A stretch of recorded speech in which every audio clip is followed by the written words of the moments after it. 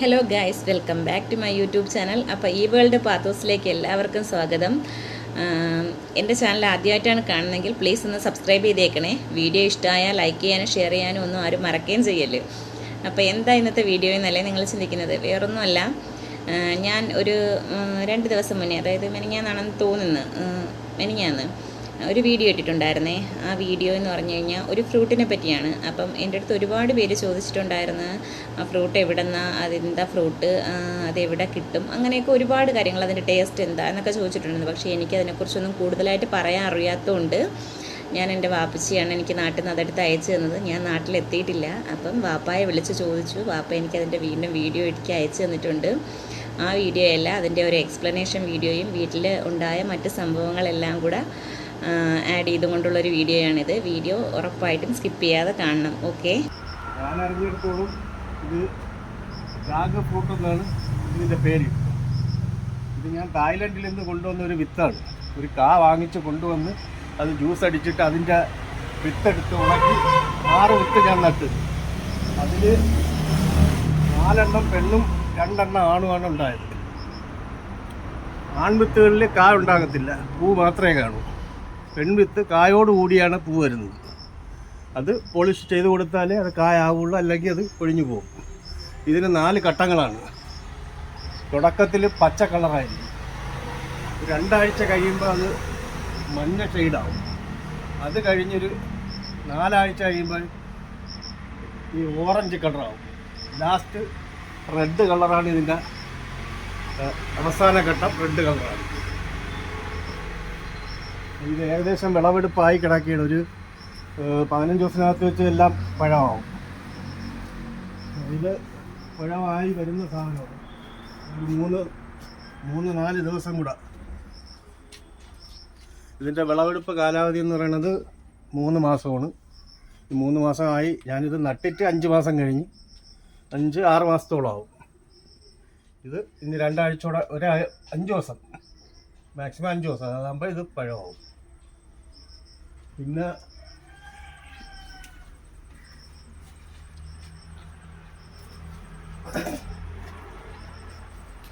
Plums, അതായത് heavy സൈസാണ്. ഇത് ഒരു പീസ് ഒരു 10 എണ്ണമൊക്കെ 1 കിലോ വരും. അത്രയും സൈസുള്ളതാണ്. ഇത് ജെറി, നമ്മളെ സാധാ ജെറി. പിന്നെ അത് ആപ്പിൾ ജാമ്പ, അതൊക്കെ പൂക്കാൻ തുടങ്ങുന്നതേ ഉള്ളൂ. ഞാനിവിടെ താമസമായിട്ട് മൊത്തത്തിൽ 6 മാസം ആയിട്ടുള്ളൂ. ഈ 6 മാസത്തിനകത്തുള്ള എൻ്റെ ഒരു കൃഷിത്തോട്ടമാണിത്. കൊണ്ടുവച്ച് ശരിക്കും കാച്ചിട്ടുണ്ട്. ഒരു 8 കാ പിടിച്ചിട്ടുണ്ട്. അതുകൊണ്ട് ഇത് വിളവെടുക്കാറായതാണ്. പിന്നെ മിറാക്കൽ ഫ്രൂട്ടുണ്ട്. എന്തൊരു ഫ്രൂട്ടാണ് ഇത്? Miracle fruit. ഇത് കഴിച്ചിട്ട് പുളിപ്പുള്ള എന്ത് കഴിച്ചാലും മധുരം കാണും. ശരിക്കും കായുണ്ട്. ഒരു 10-60 കാ പിടിച്ചിട്ടുണ്ട്. എല്ലാം പഴമായി തുടങ്ങി. ഇത് നമ്മളെ കണ്ണൊന്ന് വെട്ടിയ കാക്ക കൊണ്ടുപോകും. നിറച്ച് കാച്ചിട്ടുണ്ട്.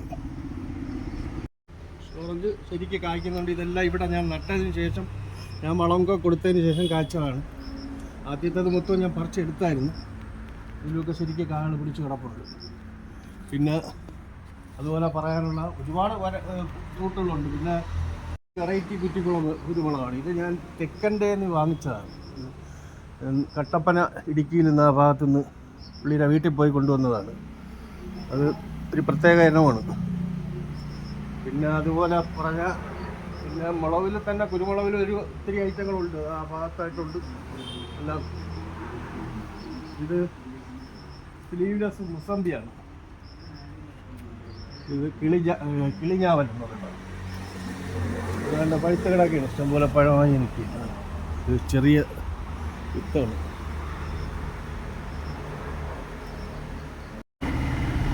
ഇത് കാക്കാൻ തുടങ്ങുന്നതേ ഉള്ളൂ. മധുരമുള്ള പുളിയുണ്ട്, മധുരമുള്ള പുളിഞ്ചിക്കയുണ്ട്. പിന്നെ ഇത് കോട്ടക്കുളം മാവാണ്. ഇതും കോട്ടക്കുളം മാവാണ്. ഇത് സപ്പോർട്ടാണ്. ഇതൊരു വെറൈറ്റി സപ്പോർട്ടാണെന്ന് പറഞ്ഞ് തന്നതാണ്. ഞാൻ വാങ്ങിച്ച് നട്ടതേ ഉള്ളൂ. പിന്നെ അറിഞ്ഞില്ല, കായ് പിടിച്ചില്ല.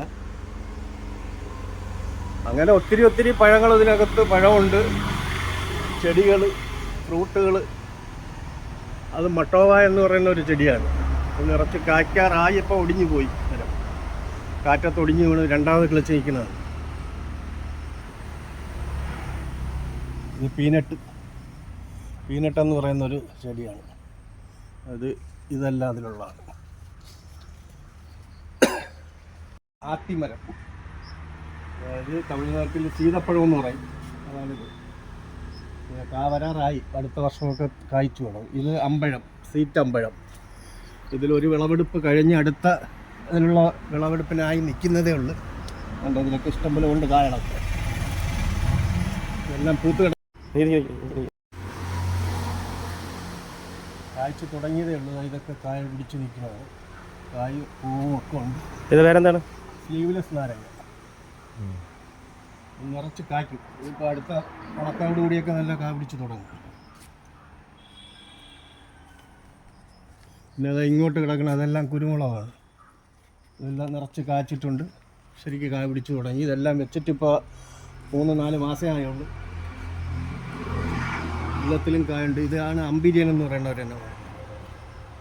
ഇത് പന്നിയൂർ വണ്ണ്, ഇത് പന്നിയൂർ വണ്ണാണ്. ഇത് കുറ്റിയാടി എന്ന് പറയുന്നത് ഗണത്തിൽപ്പെട്ടാണ്. അങ്ങനെ ഒത്തിരി 3-4 വെറൈറ്റികളുണ്ട്. ഇതൊന്നും വലിയ പൊക്കമൊന്നും പറയത്തില്ല, തൈയായിട്ട് അങ്ങനെ നിന്ന് കായ്ക്കുന്നതാണ്. ഇതിലൊക്കെ ശരിക്കും കാ പിടിച്ച് തുടങ്ങിയതാണ്.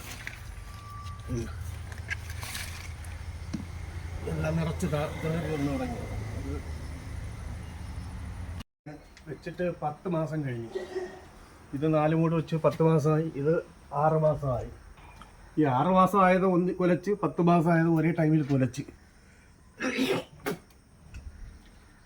പിന്നെ ഇത് സ്ലീവ്ലെസ് ചക്കയാണ്, കുരുവില്ലാത്ത ചക്ക. കുരുവില്ലാത്തതെന്ന് പറഞ്ഞാൽ തൈ വെച്ചിരിക്കുന്നത്, കുരു വരുമെന്തോ. പിന്നെ ഇത് മധുരമുള്ള സ്റ്റാർ ഫ്രൂട്ട്, ശരിക്കും കാച്ചിട്ടുണ്ട്. ഇതിലെല്ലാം കായ പിടിച്ച് ഇളക്കിയാണ്.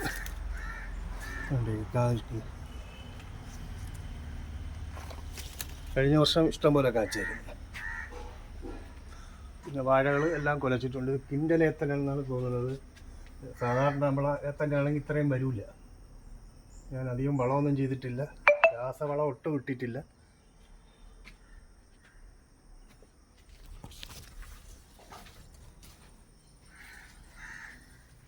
ഇതൊക്കെ കുരുമുളകിൽ പെട്ടതാണ്. കുരുമുളക്, അത് പ്ലാവ്, കൂടിയന പ്ലാവ്. കുരുവില്ലാത്തതുണ്ട്, കുരുവുള്ളതുണ്ട്. ഇത് കോട്ടോക്കണം, മാവ്, അങ്ങനെ എല്ലാ ഫ്രൂട്ടുകളും മാവുകളും. റംബൂട്ടാൻ, NIT അതൊക്കെ നിൽപ്പുണ്ട്. ഇത് റംബൂട്ടാൻ NITയിലുള്ളത്. അത് പിന്നെ ചെമ്പടക്കം എന്ന് പറയുന്നൊരു പ്ലാവ് നിൽപ്പുണ്ട്. അതങ്ങേറ്റം നിൽക്കുന്നു. ചെമ്പടക്കം എന്നാണ് അതിൻ്റെ പേര്. അത്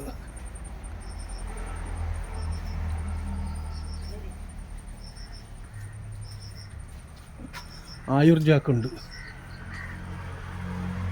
ഇത് കോട്ടക്കുളം മാവാണ്. ഇതൊക്കെ അടുത്ത 2 വർഷത്തിനകത്ത് വെച്ച് കായ തുടങ്ങും. ഇത് ചെമ്പടക്കാണ്. അത് പ്ലംസ് ചെറിയ ഇനത്തിൽപ്പെട്ടതാണ്.